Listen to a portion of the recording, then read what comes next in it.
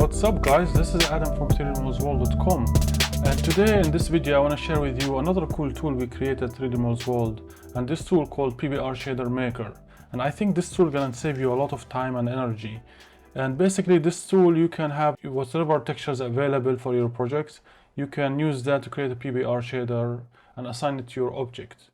Once you activate it, just press N, and then you can see it here, PBR Shader Maker. So this tool, as you can see, you can load all the texture files available here, and then when you click Generate Shader, it's just gonna apply all the connections and with the shader, so you can have it done like in literally seconds. So let me show you by using this donut, and let's go to shading mode, and it's the same thing. You press N, and then select the albedo. Let's go source images, and then select the albedo here, and then let's load roughness for blender, and then normal,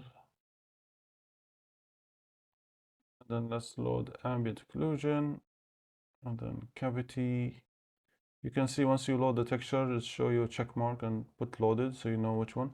I don't have metalness for this one, so we're gonna skip it. And if you skip any textures, even if you have like one or two, it's gonna create the shader, so it's no problem. And let's click the displacement, which is a height map. And then we have everything, the object selected, and click generate shader. Okay, now it's loading. Okay, so now you can see everything is added and get connected. And if you go here to the modifiers, you can see it's added the displace modifier, I think connected the displacement. And then let me just reorganize these guys a little bit just to show you what the tool did. It's pretty straightforward, you know, guys. It's but I just want to quickly show you. So we have like a different nodes created. Applied, you know, like the ambient occlusion and the cavity, they are like a multipliant of each other, and then added to the albedo. And then the displacement is here, and then the, you know, the roughness is get also plugged correctly, so you can see. So you can also adjust these factors.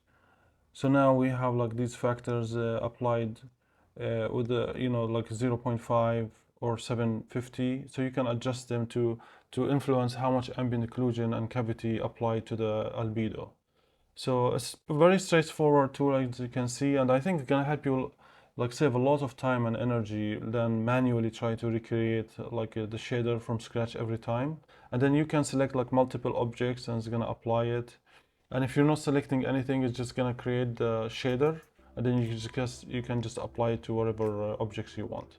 So that's all. It's gonna be free, available on our website, so feel free to check it out, and let me know if you have any questions or you have some more ideas or anything. I'll be happy to help you guys. So thank you so much, and have a great day.